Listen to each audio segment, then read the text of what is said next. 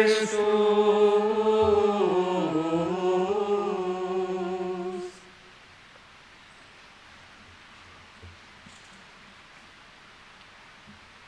Ibu, saudara-saudari, rekan-rekan muda dan anak-anak yang dikasihi Tuhan, normalnya setiap kita manusia bertumbuh menjadi semakin dewasa, menjadi semakin besar dan semakin bijaksana.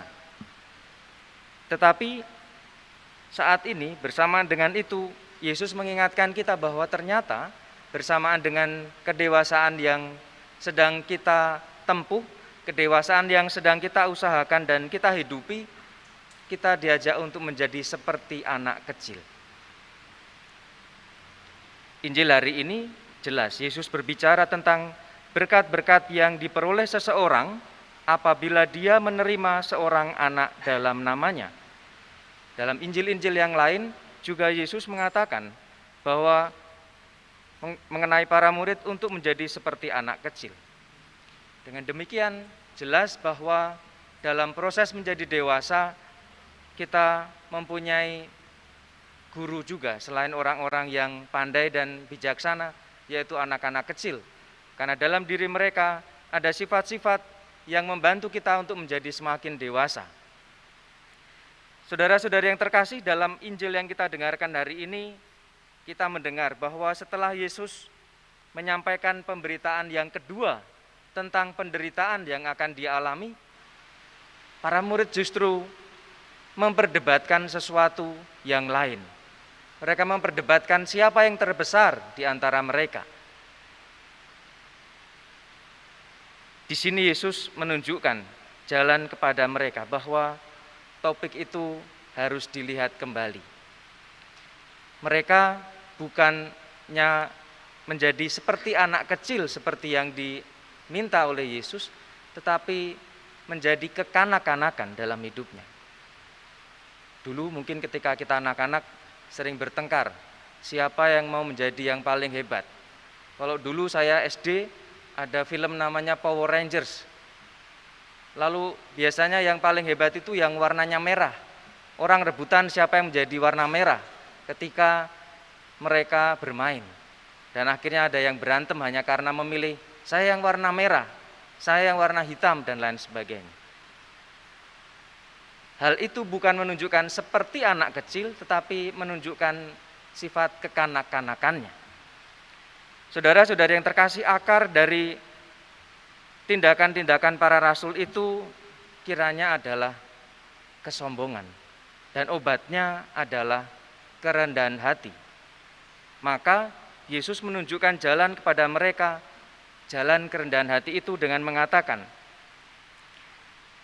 jika seseorang ingin menjadi yang terdahulu, hendaklah ia menjadi yang terakhir dari semuanya dan menjadi pelayan dari semuanya. Tujuan kehidupan kekristenan, tujuan hidup gereja bukanlah untuk mencari posisi, tetapi menghargai tempat-tempat yang paling rendah, dan dari situ kita menemukan kebesaran kemuliaan Tuhan yang memungkinkan kita untuk bertahan dan memuliakan Tuhan.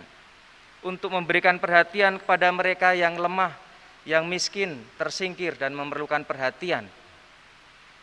Saya salut dengan teman-teman dari Kompak Disabilitas yang di tengah kesibukan mereka memberikan kesempatan kepada umat berkebutuhan khusus untuk juga bisa mendengarkan sabda Tuhan, untuk bisa merayakan Ekaristi. Teman-teman Komsos yang juga senantiasa setia untuk memberikan pelayanan dalam broadcasting, perayaan live streaming.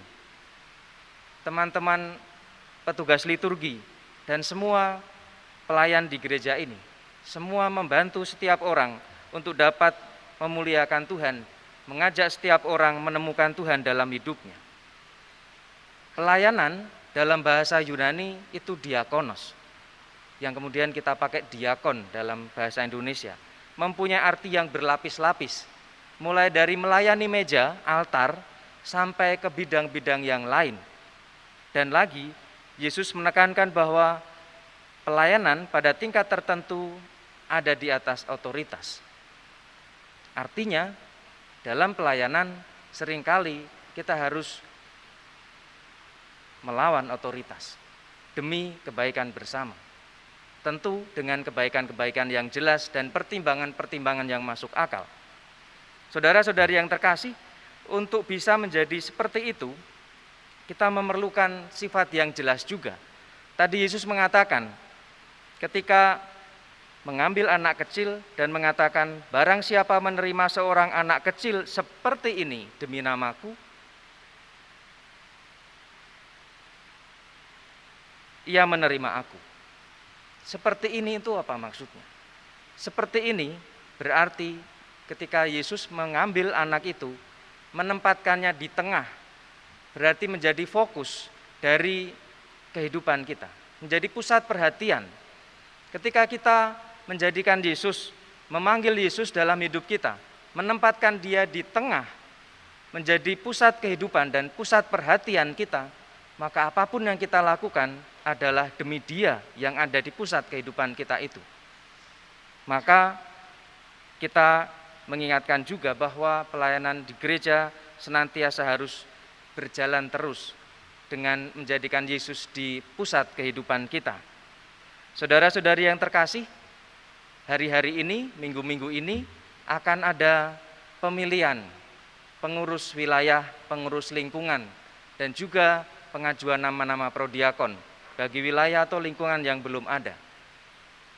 Di gereja, sejarah gereja mengatakan tidak ada pelayanan yang berdasarkan pengajuan diri. Pelayanan di gereja adalah pelayanan karena kita dipilih.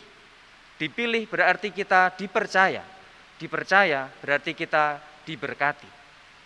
Maka kalau menyalin apa yang dikatakan Yesus, bukan aku yang memilih kamu, tetapi bukan kamu yang memilih aku, tetapi aku yang memilih kamu, maka dalam proses pemilihan nanti, Anda sekalian harus ingat bahwa bukan kamu yang mengajukan diri, tetapi aku yang memilih kamu. Tuhan yang memilih Anda untuk melayani dan berbuah lebih banyak. Semoga saudara-saudari yang terkasih, dengan menempatkan Yesus dalam tengah hidup kita, kita mau melayani dimanapun dan dengan kerelaan melayani semuanya untuk kebaikan semua. Dengan keyakinan itu, mari kita lanjutkan perayaan kita dan kita bangkit berdiri, mensyukuri iman yang kita terima dengan mendoakan syahadat yang singkat.